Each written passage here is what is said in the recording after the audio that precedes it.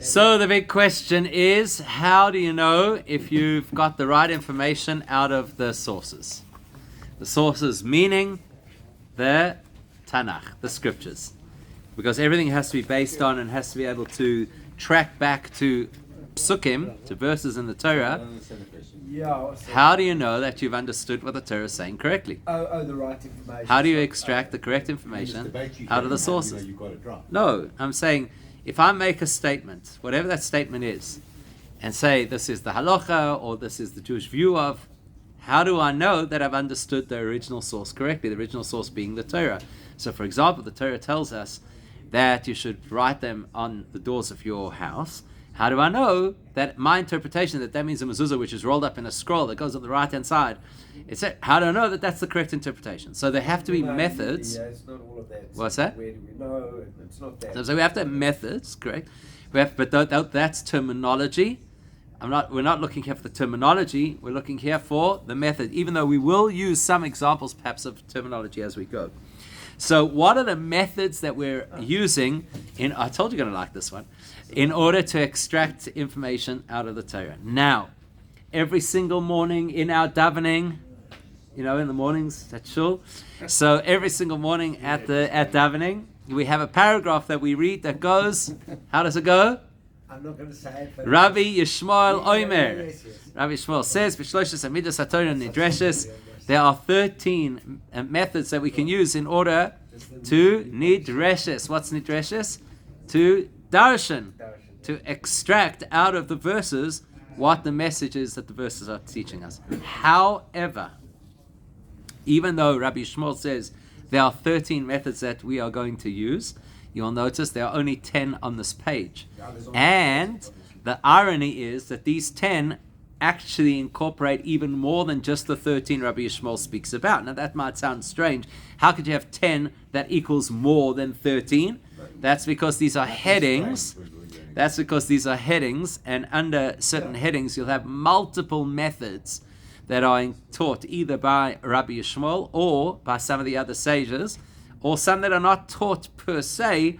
You have to only encounter them when you are learning Gemara. But there's subcategories So that's right. So some of these have subcategories. Not all. Some of them have, correct. So some of them have subcategories. Now we're going to start in a similar order to how Rabbi Yishmael presents. At least that's how we're going to start it.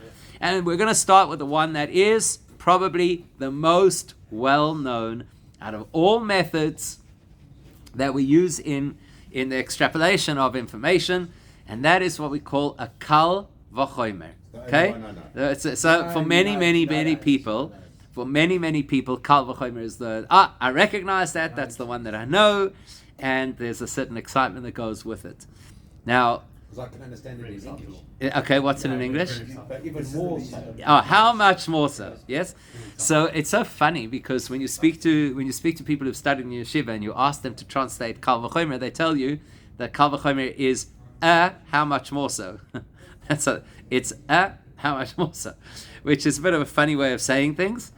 And then if you have a look in the English translations of the Gemara, that always stick in a Latin phrase and expect that everybody's going to know what an a fortiori argument is, which quite frankly, nobody knows. So what is kal vachomer? Let's try and keep this relatively simple. So we're going to say exactly. Yes, no. If it applies in the lesser case, how much more so in the stricter case? Well, sometimes that's my point. Okay, so well, let's see. So let's first translate. If we've translated it, then we have something to work with. How do you translate the word kal? Kal. That's kol. Kal. Kal. You're right, but it's not a translation. Lesser. Okay. So kal, actually, the direct translation of kal is light. So the lighter scenario, the less stringent scenario. That's probably the best way to translate it. The less stringent scenario. And chomer is the more stringent scenario. Okay? So let's say that we have a situation, and we're going to look at a situation in a second. But before we look at a situation, I see the font didn't come out so clearly over here. But another word that the Gemara may use instead of the phrase kal vachomer, the Gemara may use the word din. So the Gemara might, for example, say Vedinhu. Now, we normally know that the word din means a law. And so that's normally how you'd expect. Din is a Mishnah term, right? No, din is it's a term across the board. Mishnah, Gemara, Shulchan Aruch. You normally expect that the word din means a halacha. But actually, when the Gemara says the expression Vedinhu, it does not mean this is the law. Vedinhu means this is a kal vachomer. That's actually what it means. So the word din is used by Gemara specifically. It is used sometimes as an alternative to the expression kal vachomer. So expect to find the words kal vachomer in Mishnah, maybe sometimes in Midrash, in Rashi, sometimes in the Gemara, but also expect in the Gemara and exclusively in the Gemara to find the word din used as an alternative to kal vachomer. Now, the principle of kal vachomer works very simply. It's a logical construct. So the logical construct says if something is applicable in a lesser case, surely it's applicable in a greater case. So let's use an example. If a kid who's 6 years old can work out how to do this particular equation, kal vachomer, a person who is a math student in university, for sure they could work out this equation. Now, by the way, in a second, I'm going to give you an example where that's not going to work. But so far, that's quite simple, right? Here's another one. Kal vachomer. If somebody who is not particularly physical fit could walk this distance, kal vachomer, somebody who is in very good health, could definitely walk that distance. Okay? Kal vachomer. If this is the reality of a lesser case, it certainly must be the reality of a greater case. So now let's use a different example. If I'm not allowed, and we're not going to find this kal vachomer, I'm just using it as an example. If I'm not allowed to mix chicken and milk, which is not stated explicitly in the Torah, kal vachomer, how much more so am I not permitted to mix meat and milk, which is specified in the Torah? Okay? Now, it's not a great kal vachomer because you've got to work out how do we even know that there's such a concept as not mixing chicken and milk. Okay, fine. Chicken maybe not meat. It's not that it's not meat. It's not that there's no such concept that chicken is not meat. The only concept is that the Torah did not speak about birds. It spoke about animals. But that doesn't qualify whether chicken is considered a meat or not a meat. Anyway, that's a sidebar. Coming back to the point. So what's kal vachomer? Kal vachomer means if it is absolutely logical to me that this case is less than that case, then logically the rules of that case should be applicable to that case. Now we've got to be careful with a kal vachomer. Let's go back to the 6-year-old and the maths problem. So if I had to say, if my 6-year-old, and people say this, even my 6-year-old could do that, we're effectively making a kal vachomer. Without saying a kal vachomer, we're effectively making a kal vachomer. We say, even they could, implying, surely you can. Right? But what about this? What if somebody had to say, even my 6-year-old knows how to do that on the phone, knows how to work that app? That's not a kal vachomer. Because despite the fact that the child is younger, in the context of technology, that does not make them the kal. It's the other way around. In other words, I would have to say, if my grandmother could do this, kal vachomer, you could do it. In the case of technology. She's the less in the case. Exactly. Why am I mentioning this? Because when you're analyzing a kal vachomer, you always have to be 100% sure that what you're calling kal is kal, and what you're calling chomer is chomer. Because if you're not 100% sure about that, and you get that wrong, you could come out with the wrong laws. So Now, Yontif and Shabbos in lots of confusion. okay, there's an example. So let's talk about Yontif and Shabbos. Great example. Let's talk about Yontif and Shabbos. Okay, so I'm allowed to cook on Yontif, right? I'm allowed to cook on Yontif. So if I was told that despite the fact that I'm allowed to cook on Yom Tov, I'm not allowed to turn on the stove on Yom Tov because I have to use a pre-existing flame, right? So I can't light a fire in order to cook on Yom Tov. Then kal vachomer on Shabbos, when I'm not allowed to cook, I'm surely not allowed to turn on the flame. Okay? That would be a great logical kal vachomer. Now, That's in the case of the lesser, the yontiv is. so Yom Tov is lesser because it's more lenient with regards to preparation of food. Shabbos is stricter with preparation of food, and therefore I could say the word kal in many cases means lenient, and chomer in many cases means strict. So if in the lenient case I'm not allowed to do X, for sure in the strict case I'm not allowed to do X. But here's a trick. You ready for this? Let's say, now I'm not. This is not. We're not paskening halachas over here. Okay, disclaimer. I'm just illustrating a point. Imagine I say, hang on a second. Let's say that an apple fell off a tree on Yom Tov. Am I allowed to eat that apple on Yom Tov? Now remember, Yom Tov is more lenient about food preparation than Shabbos is. So if an apple falls off a tree on Yom Tov, am I allowed to eat that apple? Are you allowed to eat it on Shabbos? Where's the question? I'm asking about Yom Tov. No, but No, we're but going it's- I am asking about Yom Tov. Yeah, we're not Seeing as on Yom Tov there is greater leniency with food preparation. I think you Let's are. go If with an yes. apple, so okay, let's start this way. Am I allowed to pick an apple off a tree to eat it on Yom Tov? No. No. If the apple falls off the tree of its own accord How far is on it Yom from- Tov, on Yom Tov, am I allowed to eat the apple on Yom Tov? Well, you say so. You say yes. You say yes. That's the tree saying that with confidence. I have Does to it back you. fell off its own accord? fell off its own accord. Yeah, of course you can. Okay. So now I'm going to say. Could you do it on Shabbos? Now I'm going to ask the question: Could you eat it on Shabbos? So you're going to assume that Shabbos is stricter.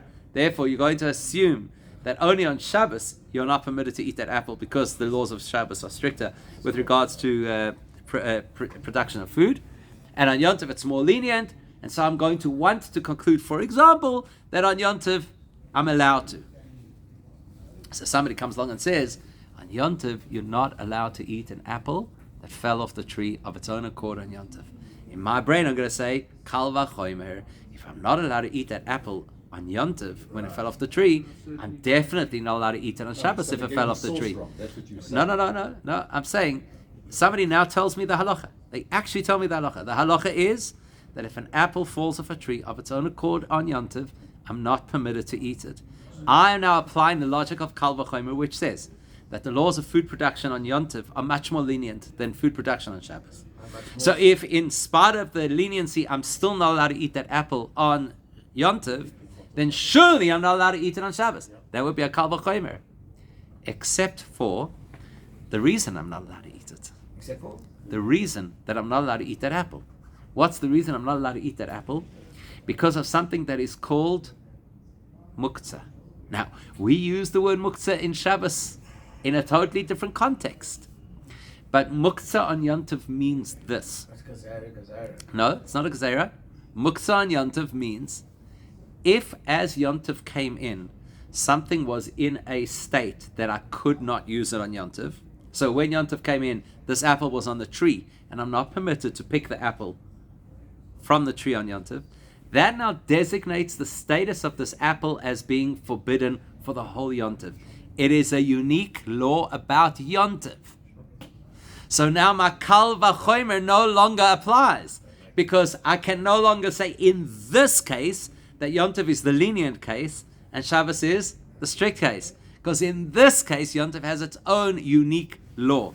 So that's what I'm trying to illustrate. When you have a kal vachomer, you need to be absolutely sure of all of the facts so that you can safely say this is the lenient or lesser case, and therefore develop the logic of, and that's the stricter case. But if I discover more information, I may discover that there's something about that scenario that makes it stricter than the scenario I'm trying to relate to. Okay, got that? Yontif won't You always can be eat it on lenient. Shabbos. On Shabbos you can. I'm not deciding halacha over here. They actually have to the reality is we don't eat it on Shabbos either. But that's not the point.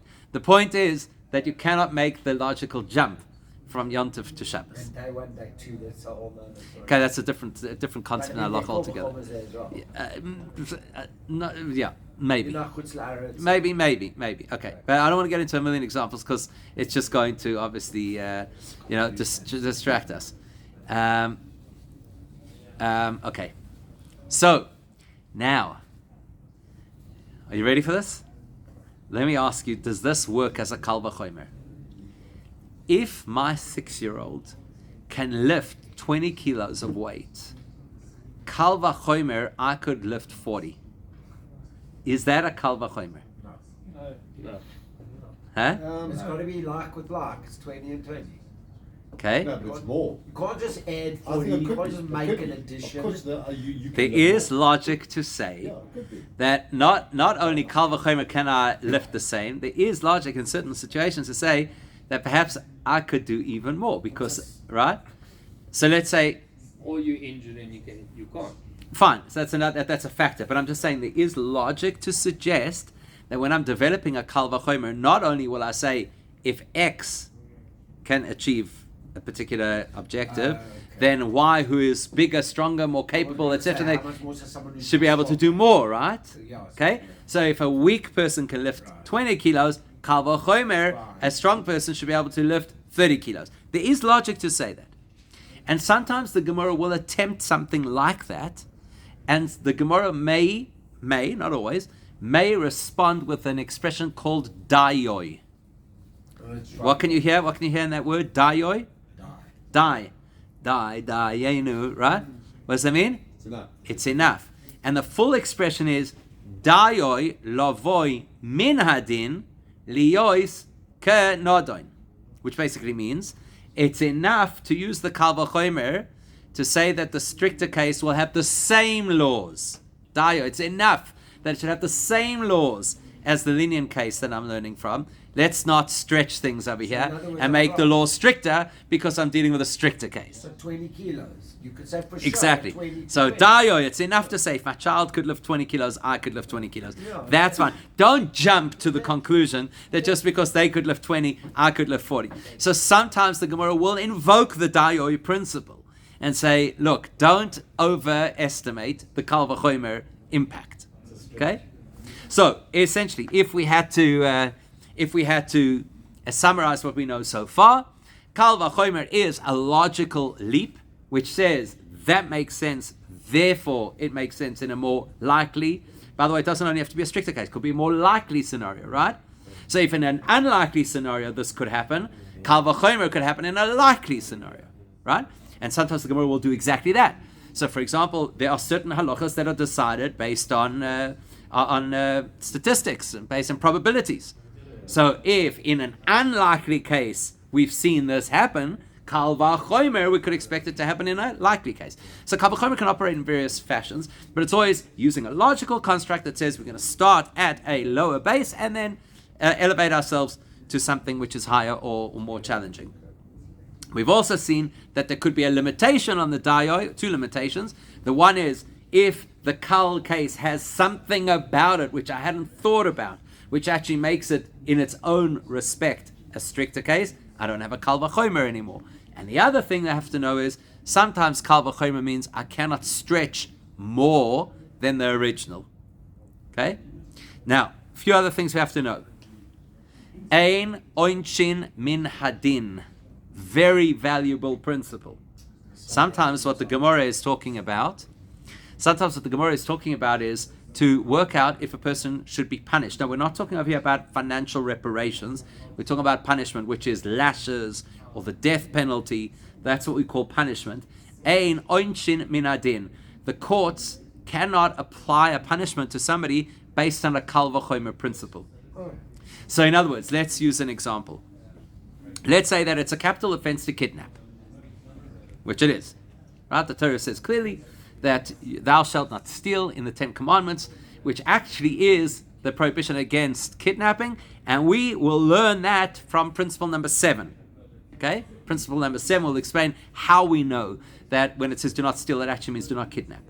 So kidnapping is a capital offense. Okay? So what am I going to say? What's the problem with kidnapping? The problem is obviously you're taking a person against their will, whatever, etc. Right? So what if I say, just like if you kidnap somebody it should be a capital offense. How much more so? I don't know what could be worse than kidnapping. No, murder is already a capital offense. Okay, and that's stated clearly in the Torah. But let's just say that you trafficked somebody. Okay, so kidnapping is just simply taking them away from their place. So now you're going to say, Kal vachomer, if somebody trafficked somebody, so they weren't the actual kidnapper, right? Somebody else kidnapped them. By the way, What's that? Talk about trafficking. Was not allowed. Slavery and trafficking are not the same, right? Because slavery is heavily legislated, and trafficking is completely unlegislated. So let's say here's a guy, John, who kidnapped somebody. We know that they are liable for a capital offense, but they then pass that person off to somebody else who becomes the trafficker. So I don't see anywhere in the Torah that says thou shalt not traffic humans. So I want to make a kal vachomer. Which says if the kidnapper, who all they've done is taken the person away from him, but they haven't put them into this horrible situation of being trafficked, and they have a death penalty, how much more so that... No. Ein oinshin min hadin. You cannot invent a punishment based on a kal vachomer. Punishments, lashes, death penalty have to be stated clearly in the Torah. You cannot derive them based on a kal vachomer. Okay? The other thing that you have to know is you cannot build a kal vachomer from something which is called halacha leMoshe miSinai, which means that generally speaking, there are many things that are stated clearly in the Torah, and that's the basis of the vast majority of Judaism is things that are stated clearly in the Torah. However, there are also things that we have which is called halacha leMoshe miSinai, which means it's an unbroken tradition from Moshe that was not necessarily written in the Torah, that information has been passed down through the generations and remains pristine. And if we have that kind of information, we may not use it as a basis for a kal vachomer. Now, why do you think we can't use it as the basis for a kal vachomer? Not written. It's not written, and therefore good. It's not written, and therefore... Can't prove it. Not that you can't prove it. Halacha leMoshe miSinai, by definition, means that this is a unique law that was shared to Moshe. If it's a unique law, it cannot be used in the context of any other law. You cannot derive something from it because it's unique. It's got its own set of rules. Right? So it cannot be the basis of the leverage of kal vachomer. Isn't there a story that all of these elucidation principles were specific from Moshe? Good question. There's a limited number and they're Good question. Not kal vachomer.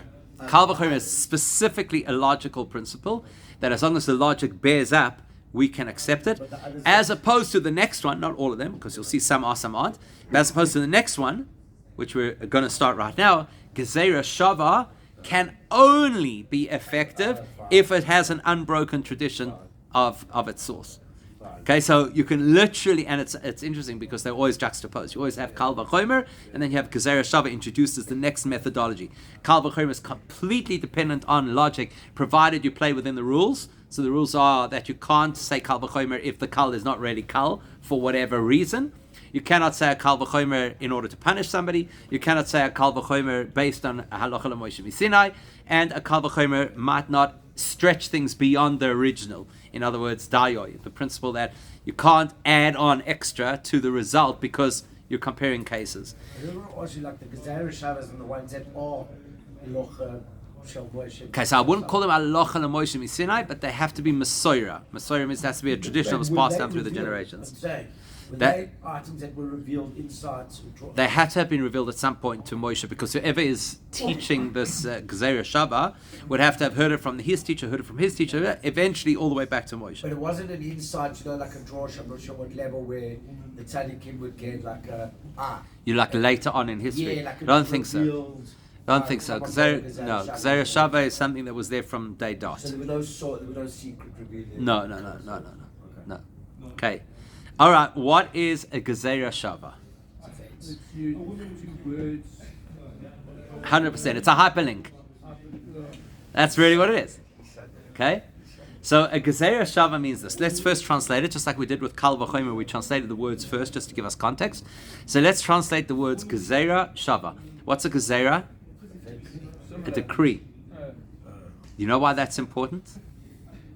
Because a decree is not logical. A decree is, that's how it's going to be. And that's why Gezerah Shava is not up to us as individuals to create. It either is so-called decreed from Hashem, or it's not. Now, what does the word shava mean? Similar. Even more than that? Equal. Shave means equal. So Gezerah Shava means that Hashem has created a system that, so to speak, decrees, for lack of a better word, that where these two words are equal, it's going to create a cross-reference. So let's explain what that means. That's why I said it's kind of like a hyperlink. So let's say I have a pasuk, and in that pasuk is a particular word. And then I have another pasuk that could be on a different topic that has the same word, and we have a tradition, and this is key. Gezerah Shava, like Shalom said, has to be a tradition. So we have a tradition that was passed down through the generations that says these words link. Now, what's the value of linking these two words? Interpretation. Because now I'm allowed to say the context around the word in that verse has relevance to understanding this verse. If you understand the one side, you can then. So how do you know which one is first? Doesn't matter which one is first, because the fact is the information around this word has relevance to that case, and the information around this word has relevance to that both case. ways. Has to go. Yeah, it has to. Has to go. Both ways, it's not Right? Okay? So that's it. I mean, that's all being already done. Those links. Yeah. You can't create a new. No. A new Can't, no. This is it. It's capped. The Gezerah Shavas that exist. And they will appear in the Gemara, and there are no others. Now, the Gemara may say something. There are certain occasions where the Gemara may challenge whether the Gezerah Shava is in fact a valid tradition that was passed down through history. And one of the things that how do you know? So obviously they've been verified through the course of the Gemara. But one of the greatest tests is what's called the Gezerah Shava has to be mufne, which means that the words that you're linking, have to be available for linkage. Now this is really, really, really simple. It's really simple, really simple. Remember the old days when they used to have a switchboard? Right? Yeah. No? I mean, But how the words available for one second. You remember that? My granddad, like, Okay, so like the old system where they used to like literally, yeah, manually plug the one line to the other line. That's how you got crossed lines and all that, right? So how did it work? I mean, you don't have to go so far back as the switchboard. When you phoned your friend and they were on the phone, what did you get? Something our children have never heard, an engaged signal. Our kids have never heard that sound. They've never heard that sound, right? What's an engaged signal? If the line is being used, it can't be used for another call. that's 1, 2, 1. If a word has a specific use in the pasuk, meaning this pasuk could not work without this word, then it's not available to be cross-referenced to another Gezerah Shava. That's where the kashas come in. That's why it's called mufne, right? That's where the question will be. It doesn't appear to be mufne. It doesn't seem like this word is actually available for hyperlink. This word is available for interpreting its immediate context. And they will say, but hold on, you already used it in that context. So that's where the discussion will be, right? Exactly. Is this, you're making this Gezerah Shava, how do we know that the Gezerah Shava is valid? How do we know that it was passed down through a tradition if apparently the word that you're using as your hyperlink is actually already engaged in helping us to understand the sentence. And without this word, the whole sentence wouldn't make any sense, as an example. But they also Rabbi so-and-so already used it for something here. Correct. What are you gonna Correct. do with Yes, it? exactly. You've How are you already gonna- exactly. that's an interpretation. You've already used the word. Okay, that's not only limited to Gezerah Shava, by the way. That's any interpretation of a pasuk is where you have two different people trying to interpret a pasuk in different ways. Then you could say, well, what are you going to do with that word, right? Because but that's not this. Okay, so here's an example. You ready for this? Oh, by the way, one Gezerah Shava doesn't only have to be between two pasukim, as we're about to discover. The Torah tells us that there are 4 forms of capital punishment that the courts could use. Stoning, burning, Right? Stoning, burning, strangling, and beheading. Okay? Now, out of those 4, Which one's worse? which one is considered the ultimate capital punishment, like reserved for the worst? I say stoning. Stoning. Because the most basic- Stoning, right? Shabbos. Not necessarily because of how it feels, but stoning is considered to be like the Worse right. than bad. Okay. I would have thought burning. Now, if the Torah tells us kill, if the Torah tells us execute somebody, and does not tell us which method we're supposed to use, we default to strangling. Which is the weakest of the. No, it's not necessarily the weakest. Because between that and beheading, maybe, but the fact is that's what you default to. When a person has to have burning, the Torah will tell us clearly. When the Torah uses this expression, it says "demehem bam." Early on in the Torah, when it introduces us to the concept of stoning, it says "demehem bam." Their blood is basically on their head. In other words, it's almost as if to say it's their responsibility. The fact that they're getting stoned. Not that stoned. So that expression "demehem bam" creates a gezerah shava. That now any time in the Torah where it uses the expression their blood or his blood, it means stoning. See, because I don't need the words demehem bam to explain what stoning is. So these words are now available. And we have a tradition that says the reason they're available is because throughout the Torah there'll be times we're told to execute somebody and it will use an expression like his blood, their blood is on his head, their head, there's your gezerah shava, there's your hyperlink, that equals skila. So the Torah will not have to say every single time, stone them. It's in a very efficient system. Yeah, Like a little it's a labeling hyperlink, system. labeling system, exactly. What's skilla? Stoning. Yeah. No, the administrative system is efficient. You don't have to put all the words. Right, you just have your label. You have your label. Yeah. Exactly. Okay, so where are we? Basically, what we've learned so far is, on the one extreme, a very logical construct that you can apply to a pasuk, kal vachomer, and derive information from a kal vachomer. On the other end of the extreme, we have something called the gezerah shava, which is not left to human logic at all, and can only operate if it is something that was passed down through tradition. Gezerah shava is possibly the most powerful proof that a person could use, or method that a person, I don't want to say proof, could be the most powerful method that a person could use. Why? Because it is tradition all the way from Moshe. Okay? Do they know how many of them there are? It's a good question. I'm not sure offhand. They're limited number. There has to be a limited How number. many spelling? By definition has to be a limited number because it by definition has to be a tradition that was passed down. No, but there are thousands. Must be thousands. Is it like an index of them? It's a good question. I have to assume. You should write the book and you I have to assume that there's some kind of an index. Must be honest, I've never looked into it. Yeah, just ChatGPT it. I'm sure you'll find inaccurate information. Okay, now the last one we're going to squeeze in for today is called a hekesh. That sounds like hectic. Yeah, but it's not. Okay, hekesh. Now the Gemara will use a word for this.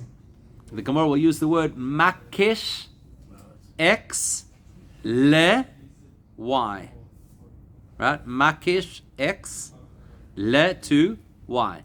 So what a hekesh is very similar to a gezerah shava, but less specific. Isn't it gate? No. Well, what does hekesh mean? Hekesh means like a link. Actually means a link. Makish, you link up or you connect something to something else. But they're closer to each other. So basically what a hekesh is saying is sometimes things will appear in a similar context so that we can cross-reference them. So it's not like a gezerah shava that says this word will always link us back to that word. That's not what we're saying over here. We're saying hekesh, the Torah made a point of introducing certain information in a particular context so that we'd relate the two things together. So let's use an example that's a fairly well-known example. Where do we learn? Steve's going to love this. Where do we learn about the idea of how you go about marrying a woman? What is the Torah source for how you go about marrying a woman? Torah source, not Yeah. the Gemara source. Yeah. Gemara source we know. What's the Torah source for the concept of how you go out and marry a woman? Right? Where's the verse in the Torah? He's saying where's the pasuk? Where's the pasuk, right? Where's the pasuk? Right? Thou shalt marry. Is there a pasuk that says thou shalt marry? No? Not a man should not be alone, maybe. Something like that. Okay, so that tells us that a person has to have a partner, but doesn't tell us about the method of marriage. Yeah, so where do we learn? That's you're right. So there's the kasef. So kesef we learn because of the pasuk of kicha mistei Ephron, right? We learn that that's a gzeira shava. That's a gzeira shava, right? Kicha mistei Ephron means that the word kicha means to take. So it says ki kach ish isha, when a man will take a woman, and we learn that lokach es asodeh, that Avraham took the field from Ephron in order to buy the property to bury Sarah. We have a gezeira shava, and he paid for it. Correct, and he paid for it, exactly, very important, he paid for it.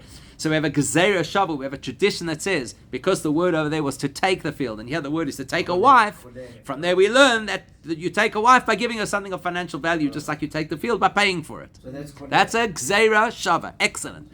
How do we know that when you get married, there's supposed to be witnesses? How do you know that there's the possibility of using a document in order to get married? How do we know that? They always say dictative when you know that. Right, okay, so what's the pasuk? But what's the pasuk? What's the pasuk? So here's the pasuk. The pasuk is that it says that if a person, and by the way, it's in the same section, kikach ish isha, when a man takes a woman, and what happens to them? It's very interesting. Where the Torah is telling us about marriage is kikach ish isha. A man takes a woman, and then and then he divorces her. That's where we learn marriage, is in the context of divorce. And then the Torah tells us that she will leave his house and she will subsequently marry somebody else. Makish havoya leyitzia.